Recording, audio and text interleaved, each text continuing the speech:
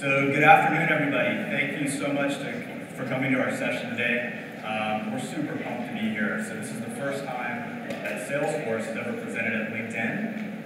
So please be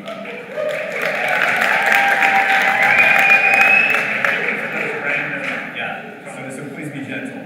Be gentle. So let me start with some just quick introductions. My name is Mike Hueblo. I run all of global recruiting for Salesforce.com. I've been with the company for about 10 years now.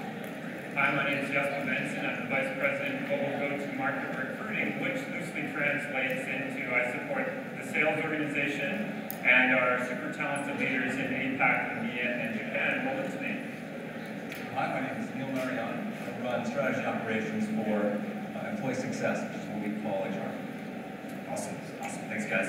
So what we want to share with you today, we want to share the Salesforce.com story and why we had to embrace and transform running our recruiting organization like a sales organization. So we're going to show you, one, why we needed to do that, right? Two, the things that we did. And then three, what are the key takeaways and key learnings for us, right?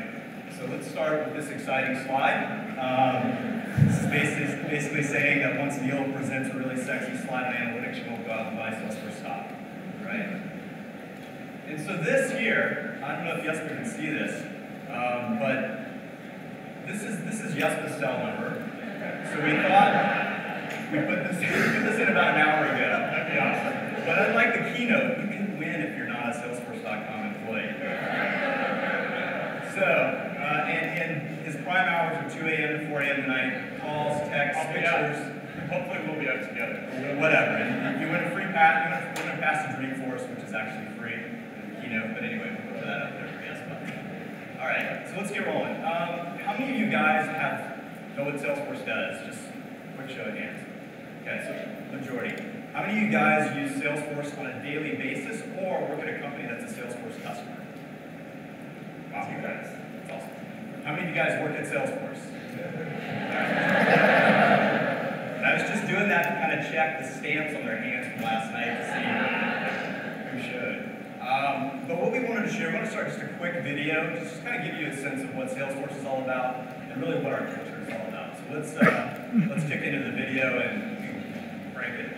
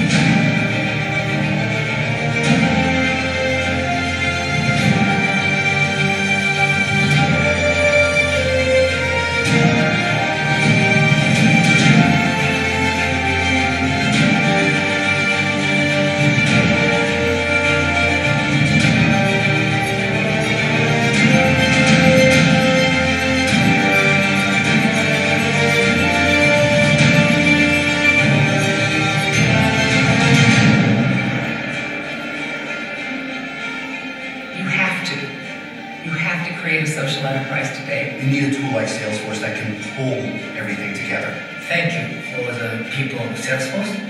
You really changed my life. If you don't do that, I don't know what your business model is in 5 years.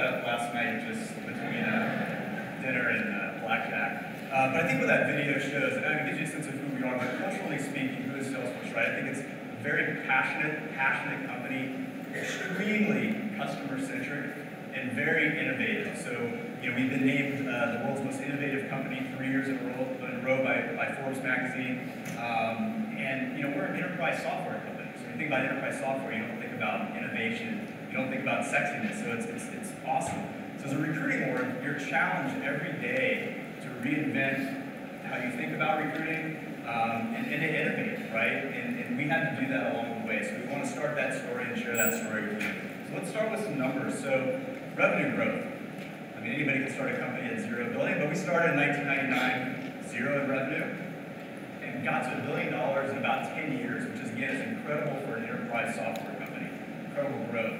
And then we did this. We went from $1 billion to $2 billion in about 2 years, right? So hyper growth. With that, headcount, obviously. Started with 4 people, and we have 4 co-founders. One of them is Mark Benioff, who's still our CEO today. Another co-founder is Parker Harris, who runs all of technology for us. So we have 2 of our co-founders that are still at the helm today, 14 years later, running the company. I mean, just incredible. And with that, hyper growth, right? 2010, we finished at 4,800 employees, and just again, extreme growth, hyper growth.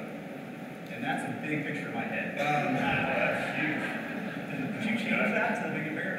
This was, I started in 2003, so the reason I put my big head there in 2003 was to just show, I've been here when we were a smaller company, and I've been able to work and scale with the company and been given that opportunity. I've learned a ton along the way. I've made a ton of mistakes along the way, and we'll share some of those with you as we go through this.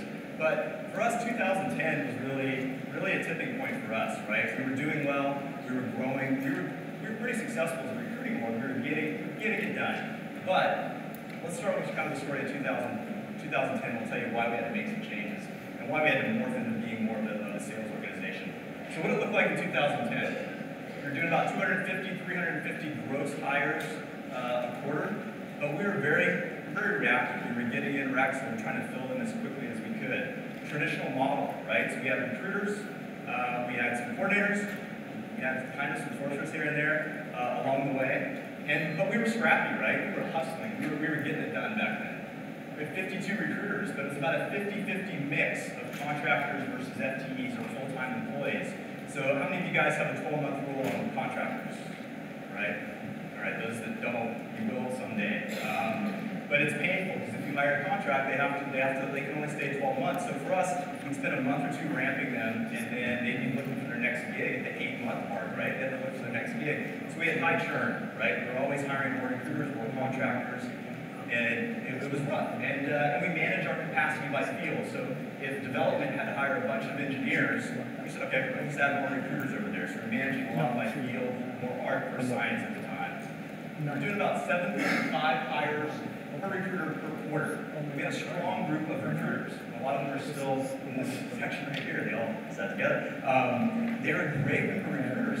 We were hiring a ton of horsepower. So what I mean by horsepower, we were hiring at the director level, senior director, VP level, hiring horsepower. Because we knew we were going to continue to grow. We wanted to hire in that horsepower at that time. And we were doing it in the most competitive markets. So we're based in San Francisco. So everybody knows what the war for talent is like there. But our other big offices are New York City, Toronto, Tokyo, Sydney, Singapore, Dublin, Ireland, right? So the world's most competitive markets. Wild West sourcing. So we were bringing sources here and there. They were hired guys paying $80, $90 an hour for contractors that would come in at the time with their Rolodex, so to speak. But we didn't really have a way to measure them. We had limited metrics, and we had no career path at that time. So if you were a coordinator back then, good luck to being a recruiter. We had no way to get you there, right? So you're a coordinator, you're going to schedule, and we're not sure what you're going to do after that. So my advice to them back then was you need to go to an agency and get your ass kicked for 2 or 3 years, and then come back to me and we can talk before I'm going to put you on Rex and Salesforce. So we didn't have that career path within that. And LinkedIn amateur hours. So LinkedIn's come a long way as far as the product, obviously, but we were just handing out licenses like it was candy. No marketing, no real strategy with LinkedIn at that time. 39% referral rate, not too bad. So how many of you guys have a referral rate above 30%? Source first, source of hire, okay, above 40%. 50%? 60%? All right, nice. And we had innovative programs too, so we were getting a ton of leads, a ton of referrals, but we had no way to manage the volume of leads and referrals that we got. So we had that black hole reputation, that black hole brand. We didn't have the right process, we didn't have the right board structure to really handle the amount of leads that we were getting, so we were losing trust, right? We were losing trust with our hiring managers, with our employees, with our candidates, and that 39% referral rate was going to spiral down, and it was painful. We had zero data visibility, right? So we still live in some Google Docs and some Excel docs, like I think we all do, as much as we'd like to say we'd love to get away from that. We're still going to do that. But we had we didn't have one source of truth. Everybody had a different spreadsheet, a different Google Doc. Sales ops had something, tech ops had something, we had something different, finance had something different, and it was time intensive. So if anybody knows me well, if I'm spending 50% of my time in Excel, it's trouble, it's bad. You don't want me creating formulas, any of that stuff. It's because what it leads to is bad data, right? If I'm doing it. And that was the case then. I mean, I spent so much time in 2010 doing this. And we had limited work-life balance. Like I said, we were scrappy. We were getting it done, but it was painful, right? And it was unsustainable. And why was it unsustainable, right? Because we were hypergrowth. We saw hypergrowth. We were going to go from hypergrowth to uber hypergrowth, right? We're really excited we got uber hypergrowth in a slide here. So what does uber hypergrowth look like? So you saw this slide earlier, 4 employees, 4,800 employees. This is uber hypergrowth, right? This is what we were charged with, and this is our budget. So along the way, we were given budget as we grew, and then guess what? You need to go from 4,800 employees to 11,000, and your budget's not going to go up considerably. You need to be more efficient on how you're running recruiting, right? And so it was hard, and this is all really organic hiring. This is not acquisitions, pretty much at all. Some tuck-ins here and there. This is all gross external hires, right? So what is this moment for us? This is our oh shit moment, right? And this is where we knew, where we had to do something different, or else what was going to happen? Impending doom. Say it with me. Impending doom. So what does impending doom look like? This guy, right? Things are going well, and he's about ready to take it, right? And kiss her, right? This could be impending doom. I'm not the bigger fan of most. I think he'll do okay. Some of you get that, some of you don't. This is not going to get out. This is not going to end well. And then finally, this was last night. That's also impending doom. And we put that one in the last hour as well. So sorry.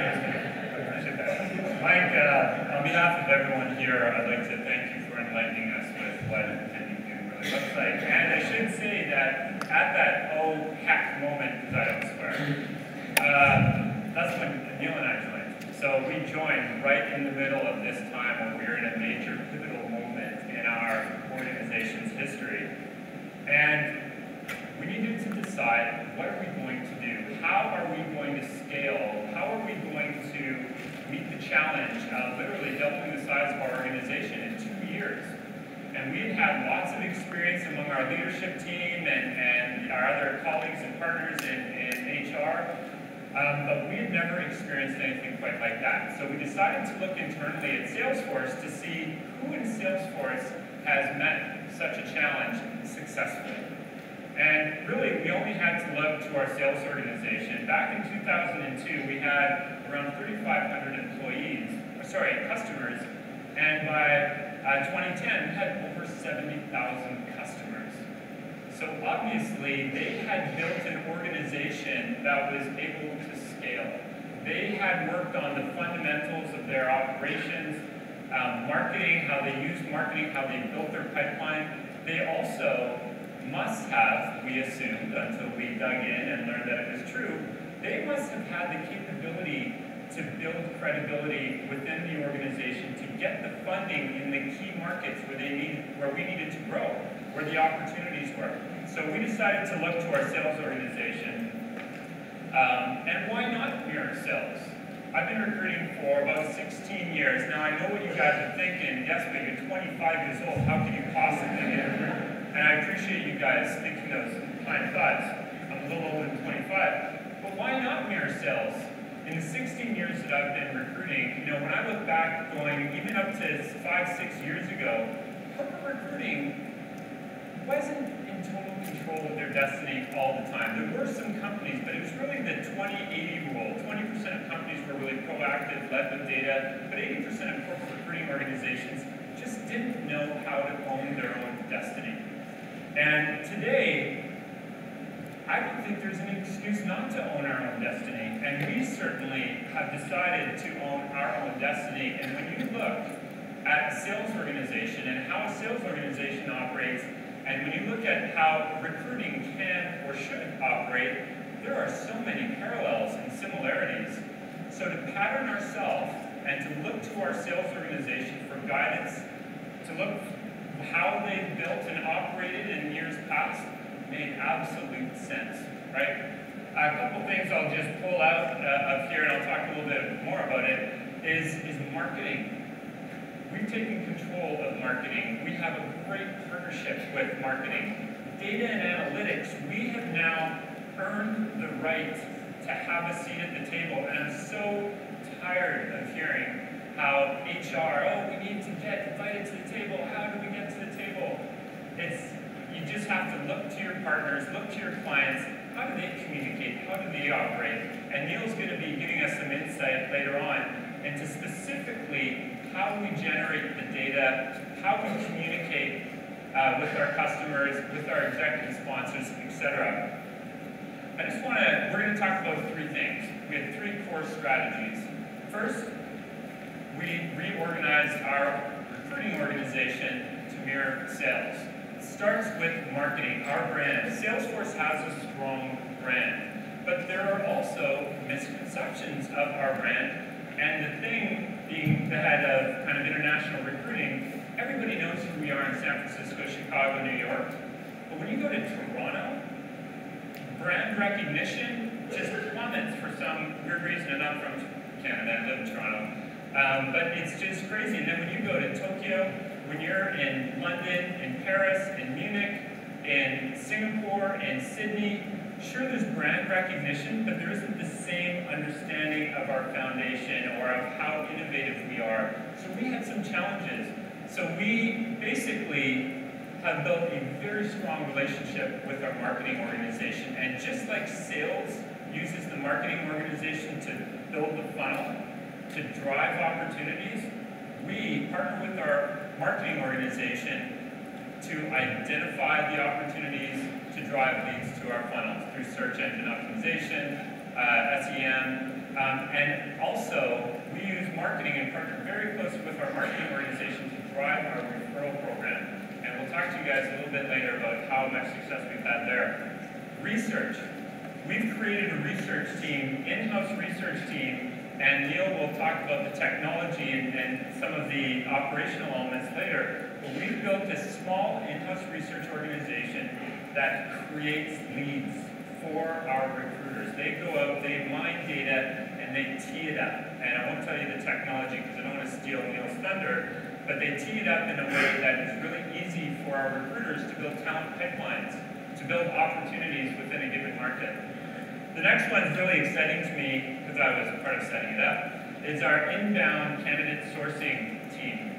So what we found, the way we were doing it in 2010, which was good, was that we had these very expensive senior resources spending a lot of time managing active candidate flow. So these were candidates that were applying to our website or that were coming in as a result of our employee referral program. And we thought, because our budget was not increasing at the same rate as our output was expected to increase, there's got to be a better way to manage these active candidates as they're coming in the door. So we created a team that is what I'll call junior recruiters, entry-level recruiters, and we've trained them, and Mike's going to talk a little bit about how we've trained them in career pathing, but these junior recruiters are now managing the active candidates. They're now screening the active candidates, and it's allowing our senior recruiters, or our AEs, if you will, if you look at the sales organization, it's allowing them to close business, to close candidates, to manage their customers, or to focus on really high-value activity. And that's one of the ways that we've been able to better leverage our budget. So that's been really cool, and Mike's going to walk you guys through some more stuff that's related to inbound candidate sourcing. And finally, our executive recruiting team is pretty kick-ass, and we barely use search now. And what that's allowing is us to have a different connection to the market, to the technology market, understanding of who's out there. We now get more referrals just because everybody knows in the market who our executive recruiters are. And so Cindy and team and Mike used to run that have done an amazing job. Before I give up the clicker here, you know, search firm usage has declined, I would say. We all declined for all of us, but we actually don't use search anymore except in Japan. How many of you have had responsibility or are currently responsible for recruiting in Japan? Hands up. JP-san, raise your hand. Yeah. So for those of you who put up your hands, we all could cry in our beer later, because Japan, it's not like Mars, but it's like Mars. It's very, very different recruiting in Japan. And one of our challenges to LinkedIn is how can LinkedIn grow their network in Japan and help us?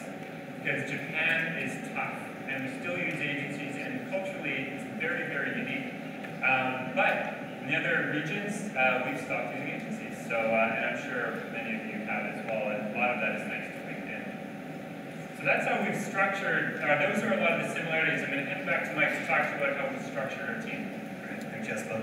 So, this slide excites me, it may not excite you, but I get fired up over this. So I think the big change for us was how do we develop a farm system? How do we develop a career path and really scale this thing, right? I talked a lot about the contractor mix before.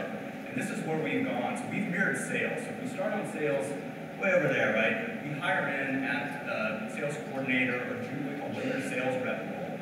And you know, we're looking for people with that sales DNA, right? We're hiring them there. They're going to spend a good amount of time there, maybe 6 months to a year. They're going to move into inbound lead gen at Salesforce. So these are the folks, you know, on the 1-800 number, you're doing a trial, they're following up. No lead hits the ground. I mean, it is a machine. I dare any of you to do a free trial on Salesforce, do it, and you will get a call within 12 hours probably. It is a well-oiled machine, and they do it better than anybody in the industry. So for our salespeople, they'll get their shots, right, at this SR inbound lead gen role, and then they'll move to outbound lead gen, right? And outbound lead gen is the prospecting. They're partnered up with AEs. They're trying to penetrate new opportunities within existing accounts, or they're going out and trying to drum up new business from new accounts for those AEs. And they do that for probably a year and a half. And then they're going to move into carrying a quota, right? And Salesforce, a lot of it's about quota carrying account executives. We have the market opportunity right now. We have to get the feet on the street and put the quota carrying folks out there to take advantage of the market opportunity. So this is how it works in Salesforce.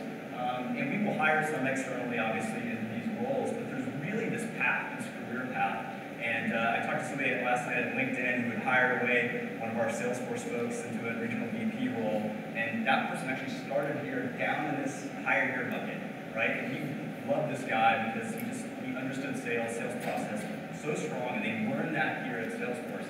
And then, you know, big deal hunters, right? Or, big deal account executives. There are a lot of AEs that are going to move into that when they're carrying 1 or 2 accounts, right? And closing multi-million-dollar deals. So we decided to mirror this in recruiting. So we've changed how we hire into recruiting. We place a huge emphasis on hiring coordinators, which probably a lot of people don't do. So when we look at recruiting coordinators, we want them hungry, sharp, and they have recruiter DNA. So we want to hire here, right? And they're going to be in this recruiter coordinator role, and they're going to have to do those duties, right? They're going to have to go out and schedule and be in the app and updating certain things. But we want them to be here, and we're going to put them on the first call pitch. We're going to get them training, because our whole idea is it's our funnel to inbound sourcing. So today I think we have 10 or 12 folks in inbound sourcing, and these recruiting coordinators go straight into that inbound role. So they're in that inbound role, right, for maybe 6 to 18 months, but in that inbound role, they're taking, again, all the referrals coming in, all the warm leads through the web, and so they're learning how to look at candidates. They're talking on the phone with candidates. This is the place where we can train them versus sending them to that agency to get their ass kicked for a couple years. They get their ass kicked with us, which is awesome. And it's working, right? And then they'll stay here, and they'll move up to the outbound group, which is more your traditional sourcing, right? LinkedIn, going after the passive candidates, right? And we're moving them up, moving them up. And so I think the last 50 coordinators that we've hired, 49 are still with us, right? One left after 3 weeks, and I'm still can't even tell you where she went because it drives me nuts.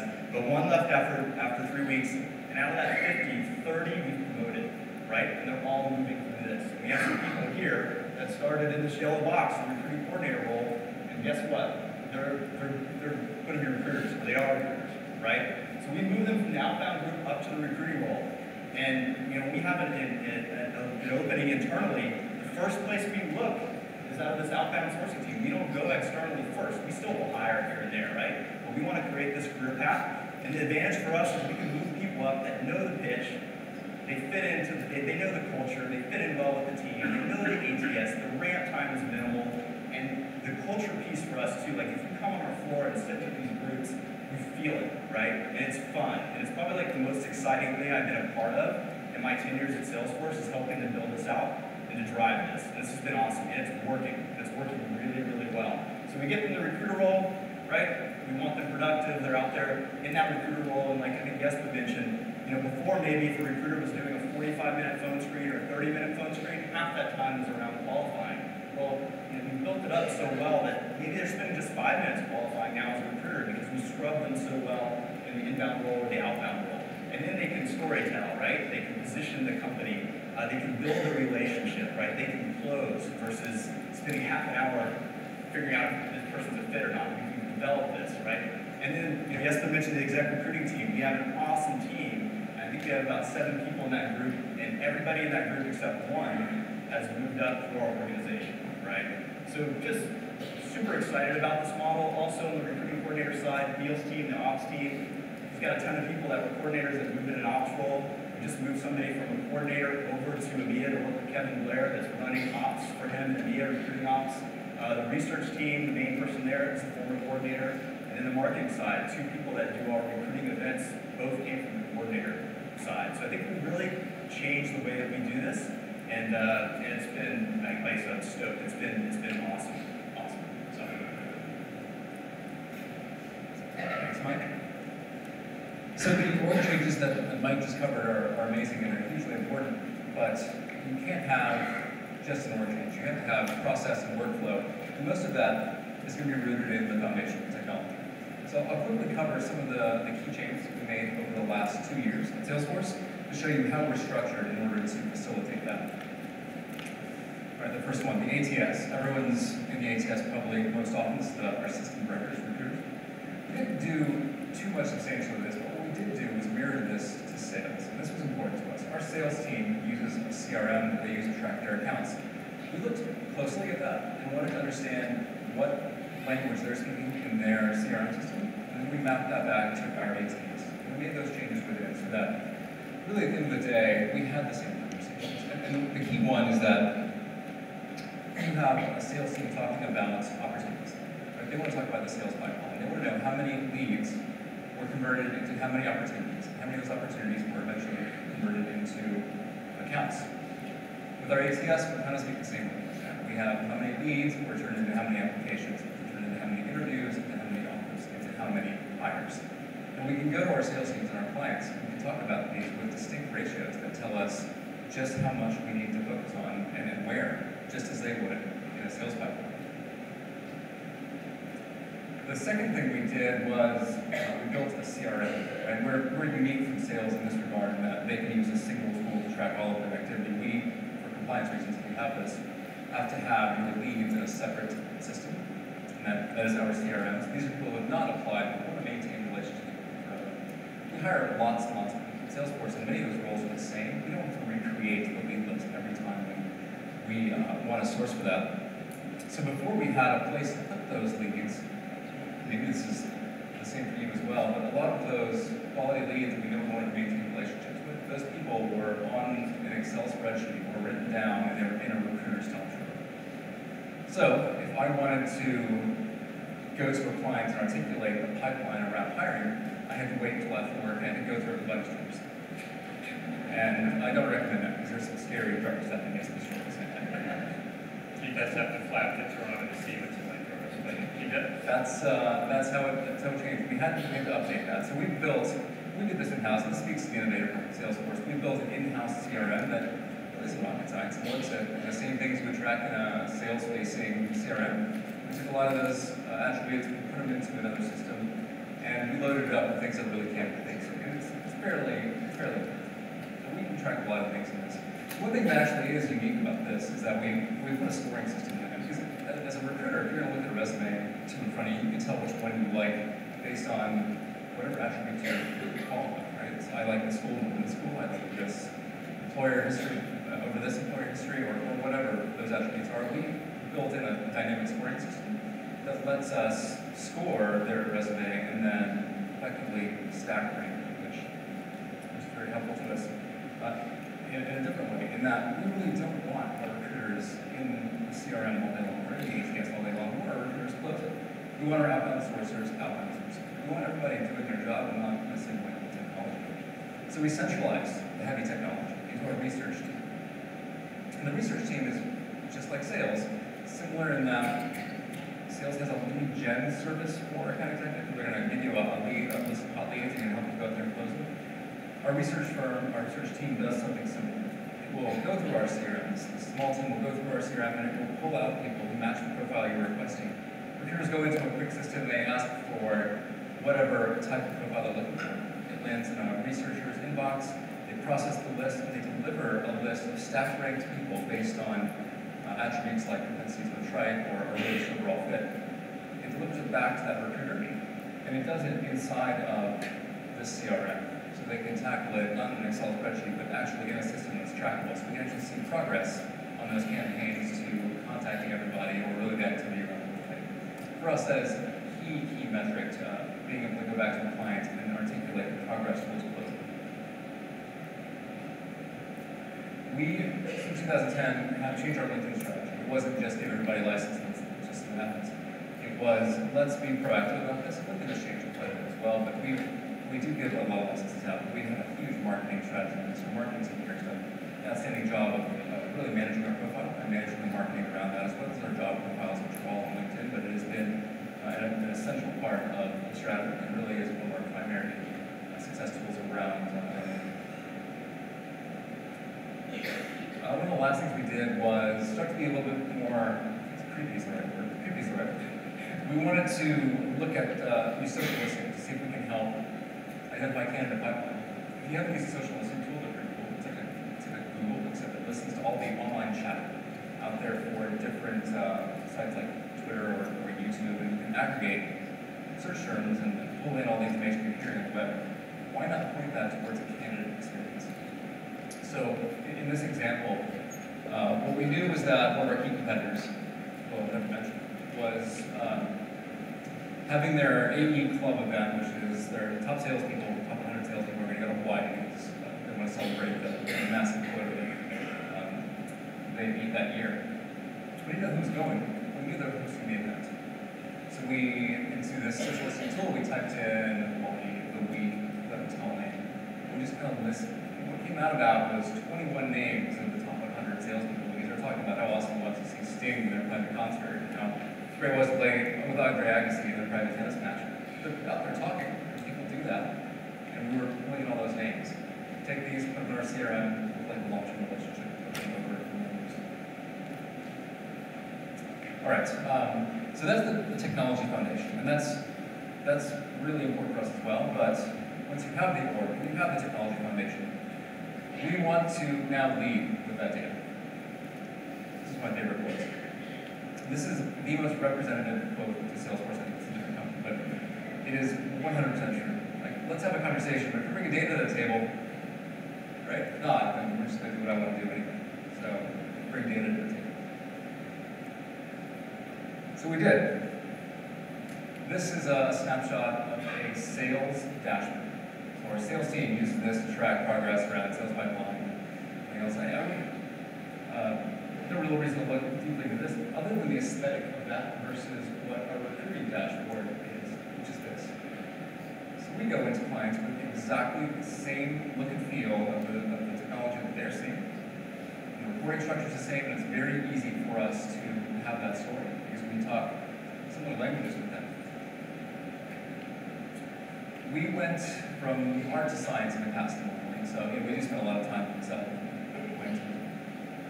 and some of that manifests itself in capacity.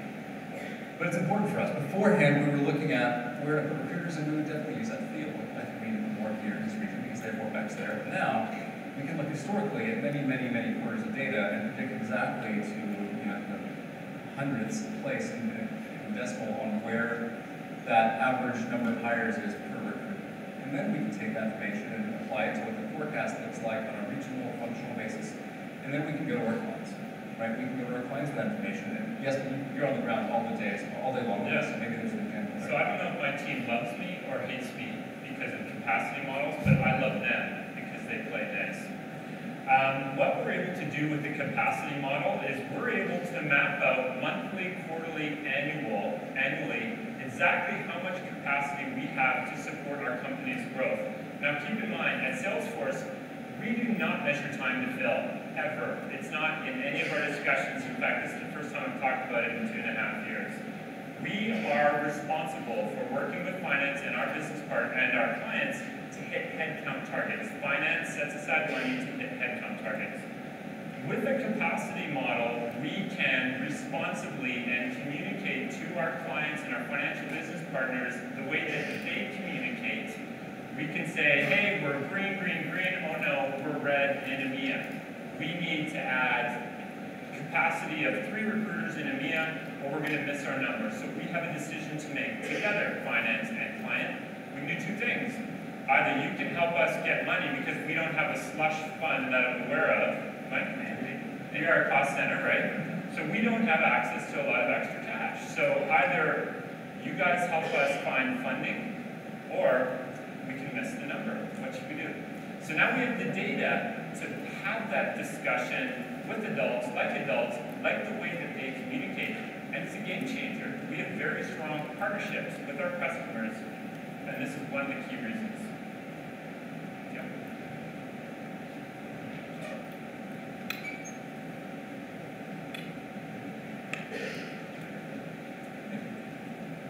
All right, so the other thing we changed was LinkedIn and video links. This is actually a huge opportunity for us because we use LinkedIn so heavily with all of our recruiters and licenses, with all of our jobs being around. There's just a ton of information to be pulled out of the recruiter tool. And we do that pretty effectively to help us guide our strategy. So we can not just see the basics about who's emailing and what are the efficacy of that, but we start to see more detail about our brand, our equity around that, how people are perceiving us. And some of that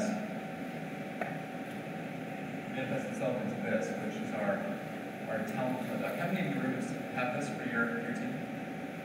A handful of you. For the rest of you, I would go and ask them before this meeting. But this is a hugely important thing. This helps us understand our competitive place in the careers marketplace. So to cover this quickly, each one of these lines is a particular company.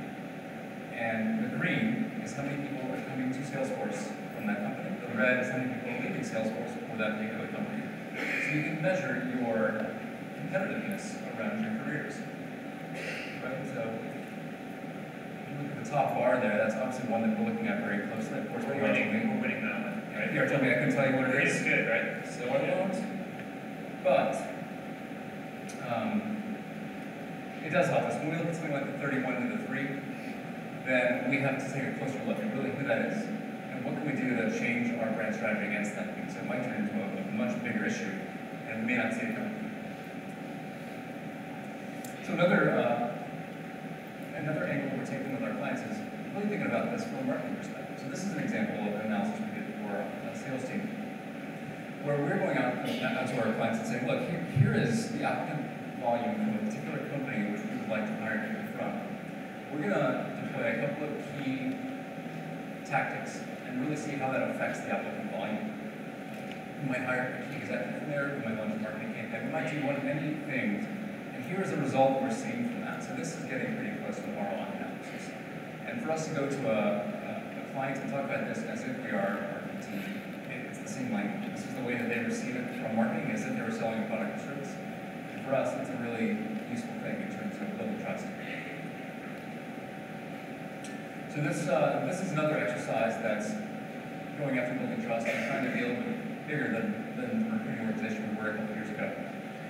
So we hire quite a few salespeople in San Francisco, and one of the myths that we heard often was that we talked to every single account executive in the city. There's no stone unturned. Every single one has been contacted, and couldn't really call BS on that. We didn't really know, and we weren't sure what really was the ecosystem around hiring in San Francisco, for example.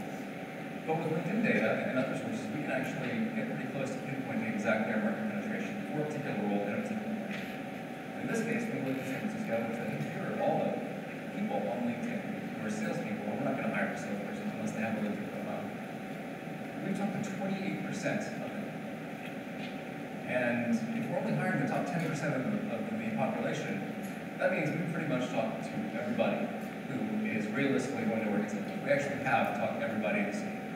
So the strategy here isn't about awareness, it's about relationships. We want to be able to take these people who we've already talked to and bring them in down the road. Where it's really interesting is that we can now come to our clients as well and say, but guess what? Boston is a totally different animal. We have very little penetration in Boston. We have a presence there. There's a ton of talent there, but we've gotten nowhere with it. This is an awareness issue, and it would be like shooting fish in a barrel for us. And so recruiting is now playing the role of a sales strategy. In this case, coming in and showing them what is possible and maybe where we should be thinking about our business 1, 2, 3 years away. And that's a bit of a game changer for us as well. That wasn't the case a few years ago, and we're starting to get more and more dangerous because we have this data foundation. All right, the results. This is for you, it doesn't work. Okay, that's the one. So, hiring capacity, output and capacity have completely increased, pretty much 3x. Our team has grown, but our output has grown incredibly, and we are now hitting hiring targets that we thought was impossible, and it has everything to do with how we align our organization and our technology and our reporting with the sales organization. Yep. And next is, we also experienced a big increase in recruiter productivity. So again, going back to that inbound sourcing model, that outbound sourcing model, it's allowing our recruiters to really get out there and close more. So we've seen a huge spike in the actual productivity and hires per by recruiter. Candidate experience, we do quarterly surveys, so we survey everybody who applies, regardless of how far they get in the process. And our results in the last 8 quarters have gone up 28%. And that has a lot to do with that inbound candidate sourcing team that we built, because now we are touching every candidate. And by touching it, I don't mean that in a creepy way, I mean it in a positive way. We're actually acknowledging that they apply, and we respond. And even if it's just to decline them, they really appreciate that. And then this is kind of crazy. So we showed the referral rate before at 39% is our source of hire. We're now at roughly 60%, which some could argue that we're actually cloning people, which maybe not be the best thing. But again, it goes back to that candidate experience. No need touching the floor. So if you refer somebody at Salesforce, they are going to get followed up with right away, and you're going to hear from us too on where they are in the process. And again, it goes back to creating that inbound sourcing group. So this is incredible, and I asked everybody to show that, raise their hands, and 60% is awesome. Keep it at 60%. That's pretty hard to do, but it's been incredible. Staff promotion, since just the beginning of this year, 24% of the people in our recruiting organizations have been promoted into a new organization. And folks, we're not just creating new roles for people and giving them title changes. These are legitimate moves into new roles within our organization. That has everything to do with how we've structured our organization, as Mike covered a couple slides ago. So that's something we're very proud of, and the culture, it does so much for our culture that people know that they can come and stay and grow and move upward within recruiting, or even move out of recruiting into HR or into non-HR related businesses. Yep. And with that, what we've seen on attrition, right? So Salesforce as a whole is probably about industry average as far as attrition goes, but we're a third of the Salesforce average. I think, again, that goes back to creating this career path and this environment, career growth, right? Really being focused on that. So it's not, the promotions are awesome, right? We've seen a ton of those, but we're moving people around too. So these, they're moving, they can go to Japan to run Japan, or maybe send somebody over to EMEA. So we're thinking about all those things and doing a much better job of that, and our attrition has gone down as a result of that as well. So let's stew on this for a moment. So our whole deck, whatever, it took some time, maybe let's call it 5 minutes to put together. But the most time-consuming, heavy data analytics that we undertook in developing this presentation for you folks was to determine this number. And I think it was like 73.444% or something. So we just rounded down to 73%. But it's pretty considerable, as you can see. That's awesome. That's awesome. Thanks for sharing. I think confidence has gone way up, right? So with our ability to lead with data, running it like a sales org, we have the ability to hit targets, right? To forecast. And so we built a lot of credibility with the business around that. We're driving strategies. So some of the stuff that Neil showed you around hub strategies, where do we put account executives? Where's the market, right? We're going into meetings with execs. Our CEO looks at those slides once a quarter now, and it's changed things, right? It's a game changer if you can lead with data. Then obviously we're building trust with that too, right? So we've got that data to back it up, and we've got the right structure. And then key takeaways here or learnings. I mean, this took a while for us. It took a couple years, and we've messed up a lot too, right? Along the way, we made a ton of mistakes. So I think we just wanted to share with you what we learned. And our key takeaways and learnings were, one, build a sales org. And we're lucky that we had a sales org at Salesforce that's the best in the industry, and we can copy that. But even if you're a smaller company, think like a sales org, right? And you have to do that, right? You said you're HR, but you are a sales org, and you have to start thinking that way. The second thing is invest in the technology. So make sure you're making the right decisions around your ATS. Get a CRM, right? And make sure you're making and building that foundation, right? You need to do that before you can lead with data. It took us, probably 8 quarters of that capacity model to prove out this is a true capacity model. We wouldn't have had that if we didn't have the right system in place. So you need to do that. And then finally, again, leading with data. So it's all headed this way, right? People analytics, it's heading towards people analytics. And if you don't love data or embrace data, as a leader in recruiting, I don't know how you're going to make it, right? As we move towards this, you need to embrace data, lead with data, and it makes the discussion so much easier, so much better. You're not coming in and it's an opinion versus opinion, right? It's they may have an opinion, you have the data, and you can really drive the decisions throughout the organization. So that's it for us. Thank you guys, and I think we'll open up for questions.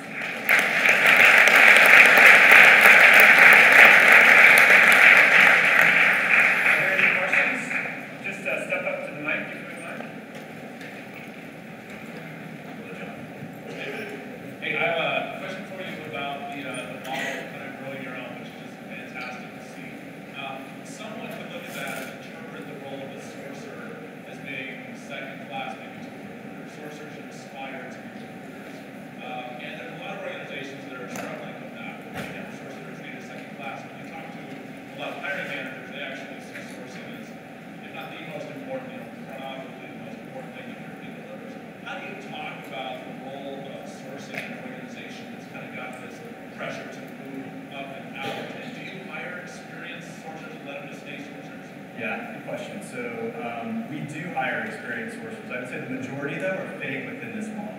But we know, right, within technology, for example, there's going to be some unicorn hires, right? And we may want somebody that is just a killer sourcer, right? They love that, and we will pay them and embrace them for helping us do that, right? But if we look at like a sales org, we can look at some of the other orgs where we're hiring kind of for the same role along the way. That model makes sense, right? And our sourcers are tied to the hip with our recruiters. They sit with them. They're part of the team. They're at every offsite. Those recruiters, it's their responsibility to help them with their career growth as well. And we built that. We feel that. But we will hire, right, that killer sourcer when we have the need. And we do have a few of those. To add to that, we actually have 2 of our sourcing leaders here and 3 or 4 of our sourcing team members. And at think if you have a chance to talk to them only about what this discussion is, you're not allowed to talk to them about joining your company, but if you were to talk to them, I think you would find that they feel incredibly valued and supported, and we care deeply about their career progression. So I think it would be good to talk to them. I hope they feel that way. Do you guys feel that way? Okay, good. All right, good. Any other questions? Can you talk about a little bit, another question on career pathing? When you talked about training and support you put around your coordinators and how much you invest there and the low attrition, I'm just curious how you're opening up roles above them to actually feed them. That's one of our challenges. I think that we do a good job of training and repairing. We just don't have enough attrition to allow those people to move up. So that's a good question, right? And I think we could face that problem at some point. Is where do we keep moving all these people if our recruiter attrition is pretty light? And we're still growing, right? So we're adding headcount. We do have some recruiter attrition, and when we have that, we're looking to move them up, right? But it's something we have to keep our eye on. We keep an eye on that mix, and we talk about it a lot. We spend a lot of time looking at this, and not just, like I said, we're not just throwing people up through the org, right? There's some planning behind it. And I think you have to be careful with that to make sure that you're not going to have somebody that really wants to be a recruiter, and they're going to be maybe in an inbound role for 2 years, right? And our sales organization struggles with the same thing, right? They have these great, talented, just young killer salespeople, and sometimes we lose them because we can't get them to AE quick enough, and they're being poached, right, by these people that are going to pay them a ton more money to go carry a quota at Salesforce. So I don't know if we have that figured out completely. Right now we're fortunate because we're still growing, and we do have some attrition, and we manage performance pretty tightly. That we've got those opportunities. It's definitely a difficult thing, though. I think also you have to make some difficult decisions. Like, are there people that are holding back the progress? Are they stagnating? Are they not delivering? If everybody's delivering and there's no opportunities, and we have these discussions very actively with our team, we're super honest with them, and we're like, there just isn't a role right now. Let's work on developing your skills so that when a role does come up. And then sometimes, like Mike said, we lose great people, and it hurts, and it's really unfortunate, and we try to get it back. Yeah. Good question.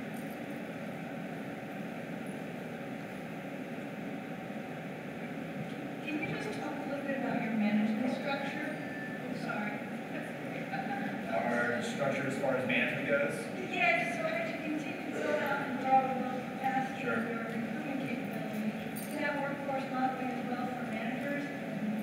Yeah, so the way it works for us is I run all global recruiting, and then we have Jesper here that runs go-to-market. Mauricio here runs technology, IT, marketing, huge org college recruiting. So it's all under Anna there. And then Neil runs really ops and strategy for us. And then under Neil, what we've done is created kind of a shared service model under Neil. So we have the coordinators that sit there, right? And also ICS sits there. So we have a manager for inbound candidate sourcing that sits there. And that works really well, right? Because then we can look at our coordinator pool and go, who's ready to move, right? Who's ready to move? We can start hiring in at a coordinator role who's ready to move. So we're set up that way. And then we have different directors along the way from different business units. If we put up an org chart, it's pretty straightforward. We are building out more of a research. Probably in a year from now or less than that, we will have research and sourcing together. We'll have somebody that's going to run all of research, and we'll have the research people, we'll have the inbound sourcing people, outbound sourcing, right? Just like kind of like sales has it that way. And again, that helps with the consistency of the career progression as well. You have a question up front? I did. I was wondering what strategy you use to implement with your sales team to get away from the time to fill. In other words, selling to them the idea of filling the position without time to fill because it's revenue generating. Right. Does that make sense? Yeah. So I think time to fill would matter if they're trained for it to matter. What really matters for sales is street capacity. So how many productive people do they have on the ground selling to prospective customers? And so I know that, and my team knows that. Secondly, I know and work very closely with finance to understand how much funding they have. Every month, how many incremental people we can hire for their organization. So once I know what their capacity plan is, their model, go-to-market plan is, and then secondly, once I know what the financial model is, then third, the next very logical step is for everything that we do to be focused on what's funded, when, and we'll make sure that we have the funnel ready for them. So it goes back to data. It goes back to having the permission to have a really meaningful discussion with them about the kind of the whole hard truth about when did they need the capacity, how much money did they have to do it. So time to fill, and I've always used time to fill in the past. Right now, it doesn't matter. What matters is that we hire the heads, that the team is staffed at certain times, at certain levels. So just to add on to that, I've also never heard of time to fill in Salesforce, but it's almost implicit in the fact that we have quarterly hiring targets. And if you don't meet that 90-day hire, it's monthly, right? And really, if you don't meet it within the time frame, the finances allotted that headcount value, you'll hear about it. Yeah, our executive committee, Mark Benioff, knows if we miss quarterly headcount target. At the back, middle. So you talked about having about 50 headcount in 2010 for your recruiting team. How many do you have today? And you had about 7.5 hires per recruiter. What does that look like today? Yeah, they wouldn't let us share our productivity. What's that? Yeah, you can count them. So today, in recruiting, we have about 180 people in recruiting today. And, it's probably about 90-ish on the recruiter side, right? And the others are coordinators, ICS, OCS, ops, marketing, management, guys. And so that's how we're structured today. We can't really share what the productivity is today. It's gone way up though. The PR wouldn't let us put that on that slide.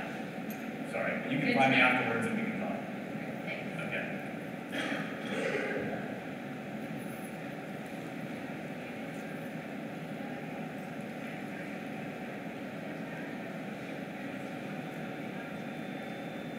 Yeah, you can actually ask Janine, because we're talking about the marketing team here. We brought marketing in-house, and we, I think, traditionally relied on corporate marketing to handle the career brand aspect of that, but we brought it in-house, and the team, about 10 or 11 or so, are out there advocating the brand and building on all the strategies that pertain purely to our team and our clients.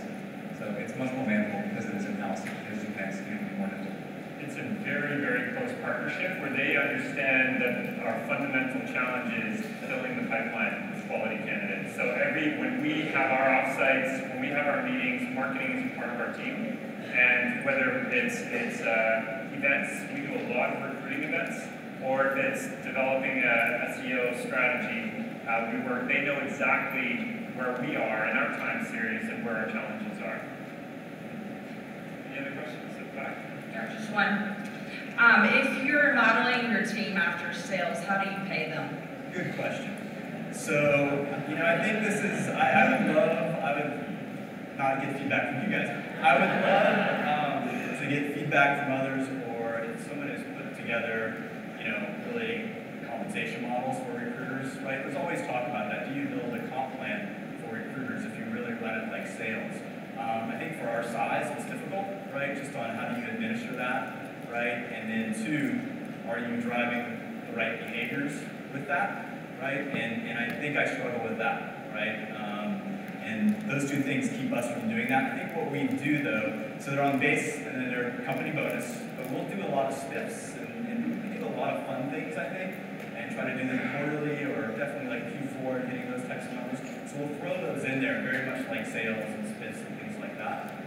But if anybody's implemented that, it's been successful, please find us. Because I'd love to learn more about that. Because we've talked about it in the past, it's just something probably that Thanks for getting the hook.